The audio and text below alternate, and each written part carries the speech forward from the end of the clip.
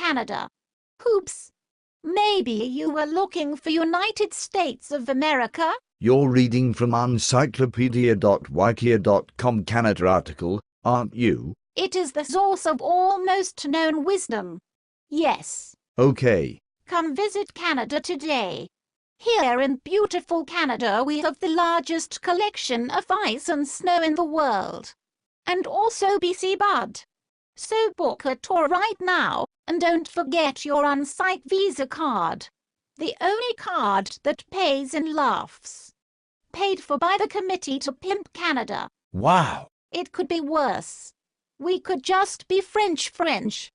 Says French Canadians on their plight. It's just where we can be both British and American. That's why it's so dysfunctional, eh?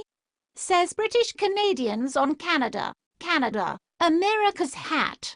Says Oscar Wilde. And don't forget, it's really cold there. By Captain Obvious. It is the largest, northernmost state of the United States of America, also known as America's frosted hat, Soviet Kazakhstan, America's wacky colorful comic relief next door Nagibas, soon to be the 51st state but more commonly known as Oops, this isn't Michigan, is situated somewhere near the inconsequential continental USA and slightly south of the North Pole. The United Nations has managed to narrow it down further to not only north of the US but also up, eh? Canada is the USA's largest national park and tourist attraction. Canada is commonly accepted as a county in Montana. Wow. The average winter temperature is -40 degrees Fahrenheit, while in summer the average temperature is -40 degrees centigrade. Prior to 1967, the year Canada officially became part of the almighty states of America, 93 of all permanent structures within Canada were igloos and snow forts. You betcha. Eh? To answer the question the entire world is asking, yes, Canada has an army, and no, Canada doesn't know about it. Canadians are known for their peacefulness and politeness in distressing situations, such as during a war or hockey playoffs. The world looks to Canada for international peacekeepers, since they possess no weapons other than snow shovels, and their jovial accent and flannel clothing are comforting. See footnote 1. The unanimously, see footnote 2, agreed upon capital of Canada is Toronto, although a small number of government offices are located in the far less important city of Ottawa. Proposals made entirely and only by Torontonians have been made to move said offices to Toronto, but have yet to be approved. The city has considered separating from the country because of this. The rest of Canada, meanwhile, continues to think that Toronto blows and that the city's curling team, the Leafs, suck. Wow. The USA sees Canada as America's gay half-cousin, although Canada sees the USA as its fully retarded, fat-ass cousin. Canada and the USA share a common grandmother, that being England, but while America's grandpa was apparently Satin, Canada's was Jesus.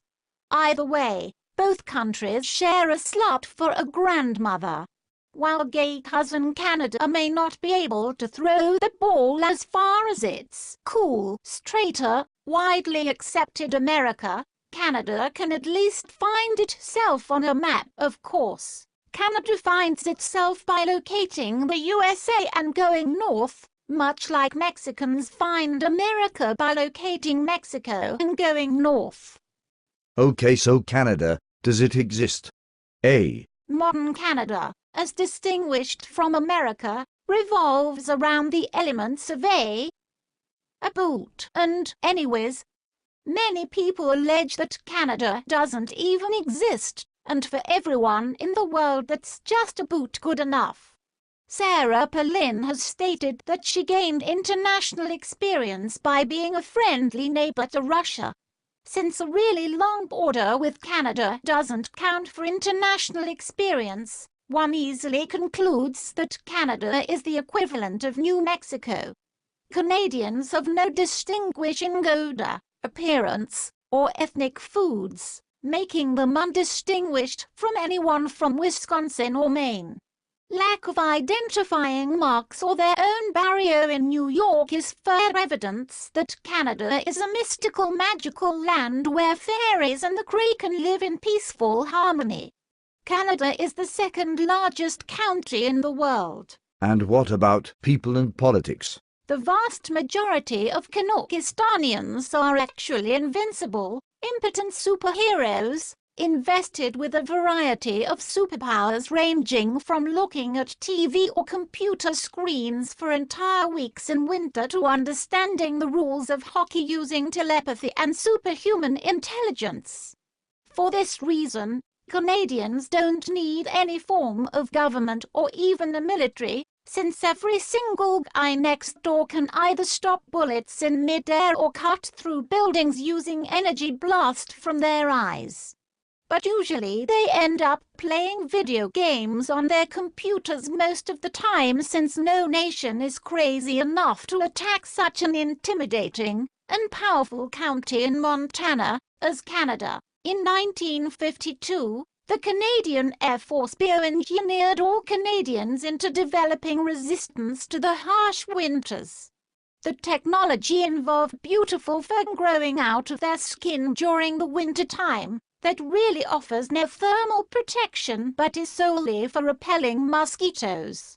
This resulted in thousands of hunters from USA confusing Canadians for bears every winter, therefore explaining why Canada is so underpopulated. And geography. To speak of Canada's geography is to speak of the great swells of beaver that infest the land. Claims regarding topography are simply guesswork, as the mass of beavers quite literally covers the entire country, is constantly shifting and smells like tuna. Unfortunately for Canadian geographers, Gordy and Clark, the Canadian oil-mounted government of Canada has declared the beaver to be the nation's primary national defense system, the Canadian Armed Forces of Canada, being unarmed, unclothed and for the most part already overseas on UN tour or backpacking around Europe, on generally of use for defense, beaver-assisted or otherwise.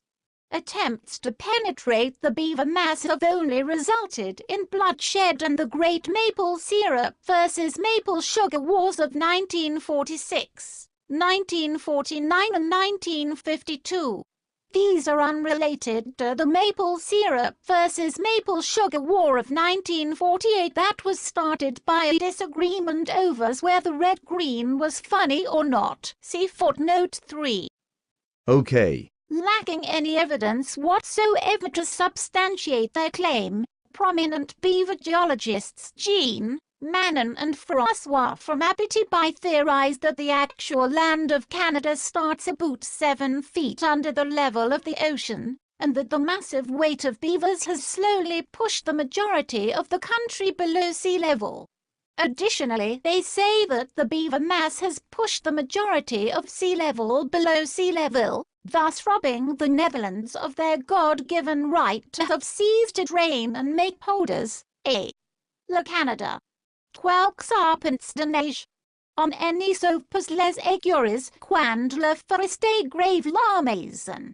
Says Voltaire on talking about Canada in beautiful French for a change. An early French remark about Canada dismisses it as a few acres of snow. This, of course, is a gross understatement, as it is common knowledge today that Canada is 99% uninhabited by any creature other than polar bears, snowmen, and the famed Canadian moose. As much as Canadians hate to admit it, Canada is part of North America, which is part of America, and therefore Canada is part of America.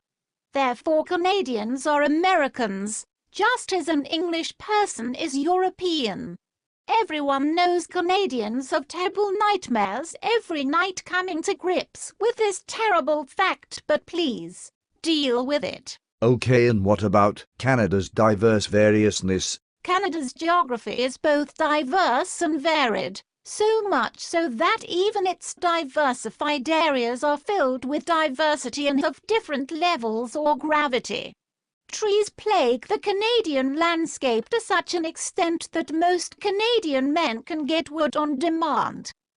Granted, most of that various diverseness simply applies to moose and beavers that look slightly different from one another due to inbred mutations, but hey, it's something at least. And what about the right side? The bit on the right is lumpy and cold and used to grow many fish, most of which taste like shit, turbot, cod, tuna, cod, rubber boots, cod and whatnot. See footnote 4. Massive overfishing has reduced the fish haul to essentially nil, although the pitiful remaining catch thankfully still tastes like shit. Lord D and daring Jesus. The right bit now produces only music, which is good but topically confined to bemoaning the demise of ships in the shitty-tasting fish industry, coal, which has also been overfished into extinction, booze, which is rapidly being depleted by the slogan, "Drink Canada Dry," and Pogie, a Canadian name for being paid by the government to work 1 month and sing for 11. The right side only has 2% of normal gravity. And slightly left of the right side. Just to the west of the east lays the vibrant and cold Canadian Shield. Not an actual shield, it is covered with French Canadians on the right and Torontonians on the left. On the right no one is happy, not the French, nor Canadian, not even the ones that are a bit of both. To their left are the Torontoites. These people insist that they are the cultural and economic centre of Canada. See footnote 5. Both Quebecers and Torontoners believe that they are popular people. In this they are half right. People, yes. Popular, not so much. Slightly left of the right side has the most gravity of all of Canada, 36%. Okay, what about left of the right side, but not quite exactly centered? I'm even starting to talk like a Canucastanian. What up with that? Between that and the Rockies, not the rocks of the Canadian Shield, but a set of really big rocks called the Rockies, lay the prairies, whose coldness is matched only by their flatness, and whose flatness is matched only by their boringness. The whole area is festering with grain and cows. Part of it is even lucky enough to squirt oil, which is both tasty and nutritious. Wow! I'm SMRT now, cheers!